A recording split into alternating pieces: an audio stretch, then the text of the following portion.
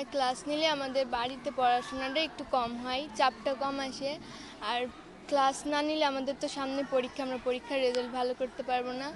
আমরা চাই স্যারের দাবি মেনে নিয়ে আমাদের ক্লাস আবার আগের মতন শুরু হোক। 5 দিন যাবৎ কোনো ক্লাস হয়নি, যার কারণে আমাদের প্রায় কোনো সিলেবাস শেষ হচ্ছে না, যার কারণে আমরা ঠিকভাবে পড়াশোনা করতে পারছি না। যদি আমাদের প্রতিদিন পড়াশোনা হয় বা ক্লাস হয়, তাহলে আমরা প্রতিদিন ভালো করে ক্লাস করতে পারবো এবং ইনশাআল্লাহ ভালো রেজাল্ট করতে পারবো। 5% হিসাবে যে প্রজ্ঞাপনটা আজকে দিয়েছে, যতটুকু জানতে পারলাম, আসলে 5% বলতে একজন শিক্ষক বা কর্মচারী যখন বেতন 40,000 আসবে তখন তার 2,000 হবে। তার মানে 5%-এ কোনোভাবেই এটা 2,000-এর উপরে যেতে পারবে না। এই জন্য আমাদের শিক্ষক কর্মচারীর এমপিওভুক্ত সকলের একটা দাবি, সেটা হচ্ছে আমাদের 20% বাড়ি ভাড়া দেওয়া হোক।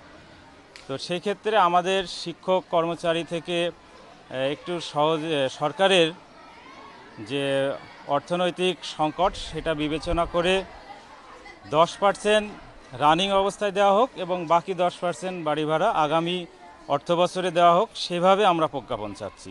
সব মশার বিরুদ্ধে সুরক্ষা দিতে এলো বসুন্ধরা এক্সট্রিম অ্যারোসল, মশার বিরুদ্ধে এক্সট্রিম সুরক্ষা।